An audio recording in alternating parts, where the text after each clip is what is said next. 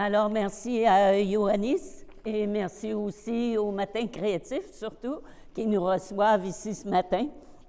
Habituellement, mes conférences durent de 60 à 75 minutes. Alors, Ioannis, tu me limiteras. Peut-être qu'on va passer vite sur le PowerPoint. Ce qui arrive, c'est que la ceinture fléchée, évidemment, à Québec, on pense tous la connaître. Mais il y a beaucoup de choses qu'on ignore. Mais il y a beaucoup de choses qu'on sait aussi, hein? On la connaît. Pas toujours en détail, mais on la connaît. Alors, saviez-vous que si je suis si impliquée avec le carnaval, si je suis si impliquée avec le fléché authentique, c'est à cause du carnaval de Québec. Imaginez-vous donc, oui, j'ai vécu le premier carnaval. Et ça me fait drôle de penser que j'ai déjà été jeune, là, mais j'étais adolescente. Et je commençais à sortir par moi-même avec des amis, et c'était vraiment l'effervescence dans les rues de Québec, l'animation, la musique partout, on nous prenait par le bras, faisait faire un tour. Alors, spontanément, je suis entrée dans une boutique, et qu'est-ce que j'ai fait? J'ai acheté une ceinture fléchée du commerce. Alors, c'est comme ça, je ne connaissais rien de la ceinture fléchée. Je ne sais pas parce que je la connaissais que je suis entrée. Je suis vraiment entrée parce que c'était la joie de vivre et on voyait beaucoup de gens avec la ceinture. Donc, c'était le premier carnaval. Et on se laissait emporter par la joie de vivre et l'effervescence, la musique partout dans la ville, hein?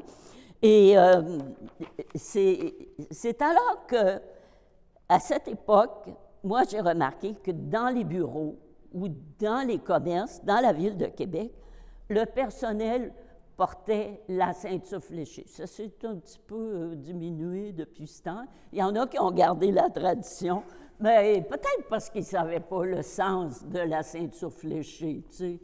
À un moment donné, on a dû faire face à plusieurs préjugés. Hein, on se comptait sur les doigts d'une main à travers le Québec les personnes qui connaissaient la technique de la ceinture fléchée. Mais heureusement, en arrivant chez moi avec cette ceinture du commerce, ma mère m'a dit, tu sais, autrefois, on faisait ça avec les doigts. Et moi, qui suis une petite fille de la ville, je n'avais jamais vu de métier à tisser de ma vie, sauf dans le National Geographic de mon père. Alors, j'ai dit, tu veux dire sur les métiers, là? Elle me dit, non, seulement avec les doigts. Alors, elle me dit qu'elle avait appris chez les Dames Ursulines étant jeune. Et à cette époque-là, moi, je lui ai dit, tu vas me le montrer, mais non, elle me dit, c'est trop loin, là. Ma mère, entre nous, là, c'est un secret, les Ursulines étaient un petit peu snobs. Et puis, ce fait qu'on taquinait souvent ma mère là-dessus. C'est ça. Alors, pour ce qui était du fléché, c'était devenu un peu quétaine. C'était devenu de l'art ancien. On ne faisait pas attention. Mais je vais vous parler de la symétrie tantôt. Alors, c'est ça. Sur les gros métiers, elle m'a dit non, on faisait ça avec les doigts. J'ai pris des notes parce que je parle beaucoup là, pour me limiter un petit peu. Mais je connais bien mon sujet. Alors, après, si vous avez des questions, là, n'hésitez pas. J'ai apporté aussi quelques objets, quelques spécimens pour montrer les distinctions avec les différentes ceintures fléchées. Alors, en 1979, avec une amie qui était Adèle Leroy, qui est décédée, on est allé convaincre les gens du carnaval que Bonhomme, c'était un ambassadeur qui se promenait à l'année longue pour faire la promotion du carnaval de la ville de Québec et de l'hiver, et il se devait d'avoir une ceinture authentique. Alors, depuis 1980, il porte une ceinture authentique. Et cette année, c'est tout récent, l'hommage que j'ai eu tantôt, parce que c'était le 7 février qui m'ont honoré, m'ont fait membre honoraire de l'Ordre de Bonhomme. Alors, l'Ordre de Bonhomme, c'est un ordre qui fait du financement pour différentes causes. Ça fait que je n'élaborerai pas. C'est fondé par des anciens du carnaval. Alors, j'œuvre dans le milieu du tourisme et patrimoine et il m'est souvent demandé par les visiteurs pourquoi on porte la ceinture fléchée. Je ne sais pas si on le sait nous-mêmes, pourquoi on porte ça pendant le carnaval. C'est parce que vous savez que les Québécois sont des adeptes de la fête. Parce que souvent, quand je présentais, des spectacles ou des choses comme ça et que je parlais un petit peu, les gens disaient, je ne sais pas qu'est-ce qu'il y a à Québec.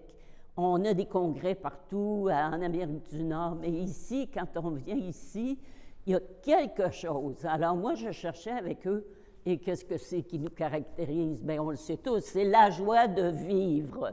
Alors, notre joie de vivre, bien, on veut l'exprimer, et c'est ça qui nous caractérise.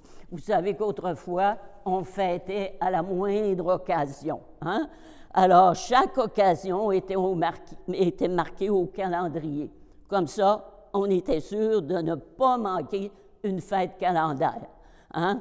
On se rassemblait et on fêtait. Et partout dans le monde, quand on fête, ce n'est pas unique au Québec, on revêt le costume du pays. Mais nous, on pensait qu'on n'avait pas de costume. Hein? Et après 1967, qu'on a vu des gens de tous les pays arriver avec leur bel artisanat, on a fouillé un peu dans nos coffres et on a découvert, ben oui, on a un élément au moins qui est la ceinture fléchée. Et quelle symétrie, hein? Quand on regarde, je vous en parlerai un petit peu plus en détail. Alors, les visiteurs qui viennent fêter avec nous, bien, ils revêtent aussi un élément du costume. Alors, c'est pour ça qu'on fête et qu'on porte la ceinture fléchée. En France, que si vous allez dans les fest-noz, qui sont des petites fêtes de village, en Bretagne, vous allez voir les coiffes des pays en dentelle. Bien, nous, on a la ceinture fléchée. Il faut dire que moi, je la porte à l'année, parce que le fléché, c'est devenu très créatif. C'est, d'ailleurs, je vais vous dire, quand je suis allée au Japon, là-bas, on m'appelait le trésor national, on vénère beaucoup les gens qui gardent la tradition. Et pourquoi ils nous vénéraient? C'est parce que la ceinture fléchée, c'est unique. C'est unique au monde. Vous savez, il y a beaucoup de choses qui lui ressemblent, il y a beaucoup de gens qui mélangent, mais moi, je fais les distinctions qu'il faut. Et là-bas, il me disait, vos ancêtres canadiens-français devaient donc être créatifs parce que c'est le seul endroit au monde où la ceinture, le chevron, dont je vais vous parler un petit peu, le chevron, qui est un tissage au doigt universel, est resté le même dans tous les pays. Mais nous, les Canadiens français, les ancêtres ont eu le génie de créer une nouvelle technique qu'on appelle le fléché, en tout cas un peu technique, là, en effectuant des changements de trame. Moi, je suis au Château Frontenac, dans le hall, là, je fais la démonstration depuis bientôt 25 ans. Alors, dimanche, je vais être encore là aujourd'hui. Alors, ceux qui voudraient en savoir un petit peu plus sur la technique, mais c'est ça. Alors, nos ancêtres ont décidé de faire des changements de trame et ça formait des pointes et des flèches. Et d'où la symétrie dont je vous parlais.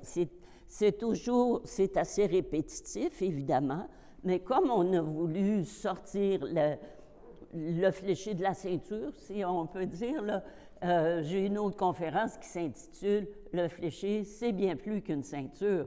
Et la ceinture dont on peut la porter à l'année. Moi, je la porte à l'année, l'été sur mon chapeau de paille. Évidemment, c'est pas tout à fait la même.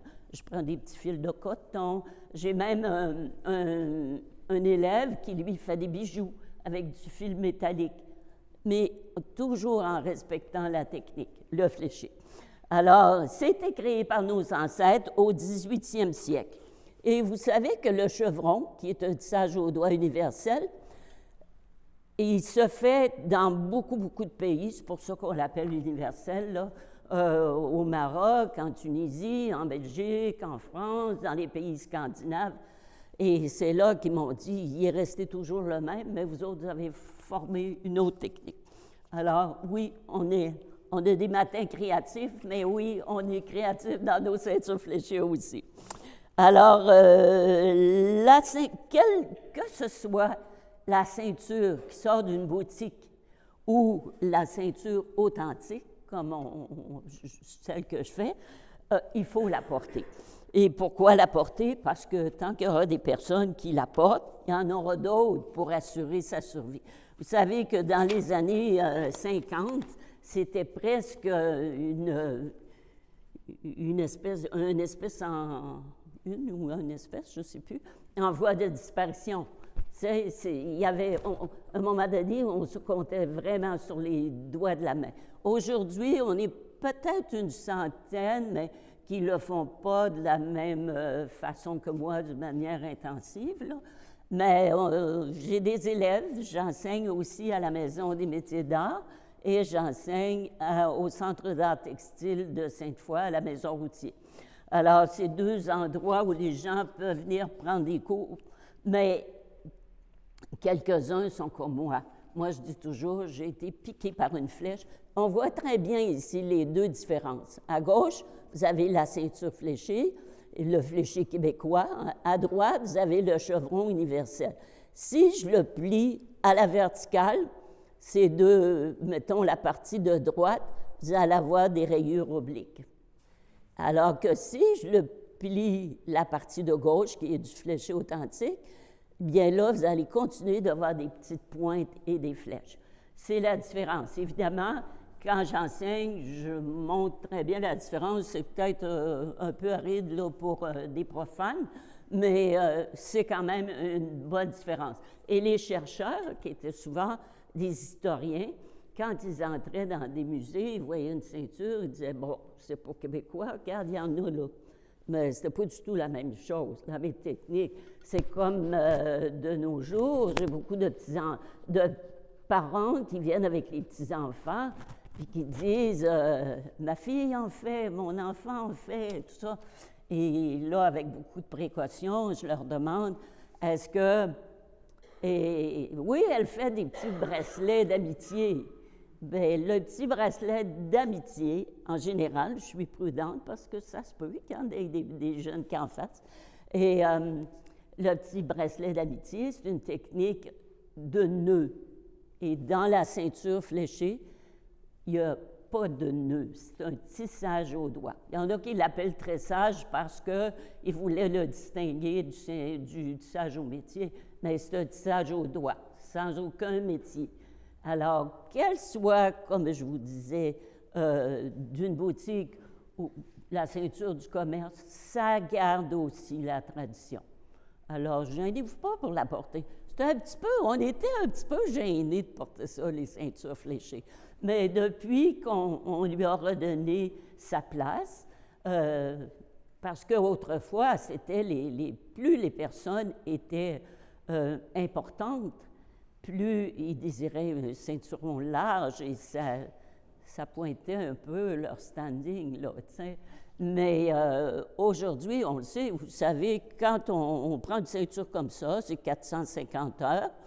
Bien, quand les gens me demandent combien ça vaut une ceinture fléchée, c'est souvent ça, là, ben, je leur dis, ça vaut 450 heures. C'est ça, avec une personne d'expérience, là. Tu sais, je ne fais pas payer pour l'expérience d'un débutant, là, mais ça vaut 450 heures. Bien sûr, on ne la vendra pas à ce prix-là. Puis, moi, je tire mon affaire, mon épingle du jeu parce que j'enseigne, et c'est normal. Mais parce qu'on veut la transmettre, on ne veut pas que ça se perde. Ça nous appartient, c'est notre patrimoine. Alors, soyons fiers de nos ceintures fléchées. Alors, il n'y a pas de création sans inspiration. Fait que c'est sûr que quand ils sont arrivés ici, là, tu m'arrêteras, Yohannis, là, parce que je suis partie. Quand ils sont arrivés ici, les Canadiens français, ils savaient déjà faire le tissage au doigt universel. que nous, ici, on appelle le chevron depuis la moitié du 20e siècle environ. Alors, c'est ça, c'est apporter le chevron, puis je pense que j'en ai pas apporté aujourd'hui, mais j'en ai au château. En tout cas, s'il y a des gens qui viennent me voir faire, ça reste un savoir-faire qui a été créé ici, parce que le fléché, ce n'est pas le chevron. Il a été créé ici, au Bas-Canada, et le Bas-Canada, c'est le Québec d'aujourd'hui. Et c'est pour ça que c'est devenu un symbole identitaire, parce que ça s'est fait sous le régime anglais. Au début de la Nouvelle-France, on n'avait pas, on ne faisait pas des ceintures, on faisait des jarretières. Une jarretière, pas la jarretière de la mariée, là, pas les jarretières en élastique, là, mais la jarretière qui était une petite bande qu'on portait sous le genou, en haut du mollet, pour tenir les bas. Moi, je me souviens d'avoir vu mes frères porter, ils étaient dans les scouts, porter un bas avec une petite jarretière qu'on repliait comme ça. Alors, j'espère que je vous ai rendu fiers de notre fléché, parce qu'il nous appartient et c'est notre patrimoine. Portons-le. Merci.